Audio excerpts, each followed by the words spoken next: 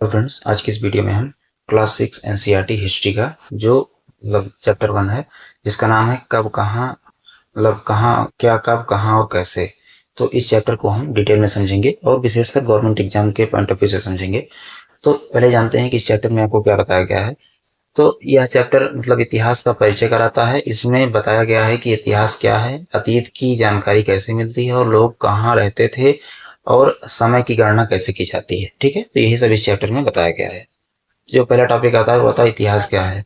तो इतिहास मानव के अतीत का अध्ययन है। इतिहास से हमें पता चलता है कि पहले लोग कैसे रहते थे, क्या खाते थे, क्या पहनते थे, कहाँ रहते थे, राज्य और नगर कैसे बने। ठीक है, फिर आता है क्या काट।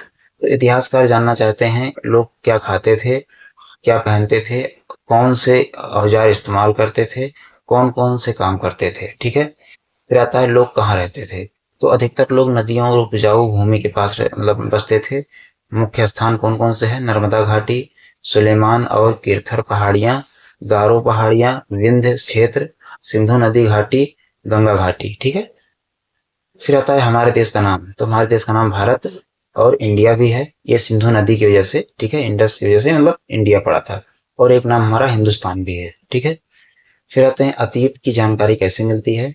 तो पांडुलिपियां, पांडुलिपियां क्या होती हैं, हाथ से लिखी गई पुस्तकें होती हैं, ताड़पत्र या भोजपत्र पर लिखी जाती थी। ठीक है, फिर दूसरा होता है अभिलेख। पत्थर, धातु या मिट्टी पर लिखे गए लेख को अभिलेख कहते हैं। ठीक है, तो इन दो चीजों से हमें अतीत की जानकारी मिलती है। ठीक है, फिर आता है पुरातत्व। तो पुरातत्वविद खुदाई करके पुराने बर्तन, औजार, सिक्के, हड्डियां और भवनों के अवशेष खोजते हैं। ठीक है, फिर आते हैं एक नहीं अनेक इतिहास।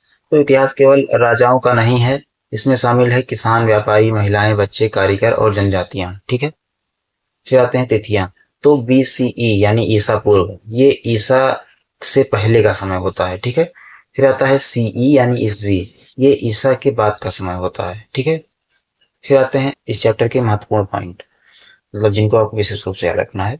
जैसे कि इतिहास की परिभाषा आपको याद रखनी है, इतिहास क्या है, पांडुलिपियों और अभिलेख में अंतर क्या होता है ये भी आपको याद रखना है, पुरातत्व क्या है, लोग नदियों के किनारे क्यों बसते थे, और सिंधु घाटी सभ्यता का महत्व भी आपको याद रखना है, और बीसी और सी का अर्थ। ठीक है, तो आशा करता हूँ आपको चैप्टर अच्छा लगा होगा। अच्छा लगा हो तो वीडियो को लाइक करें, चैनल को सब्सक्राइब करें। ठीक है, धन्यवाद।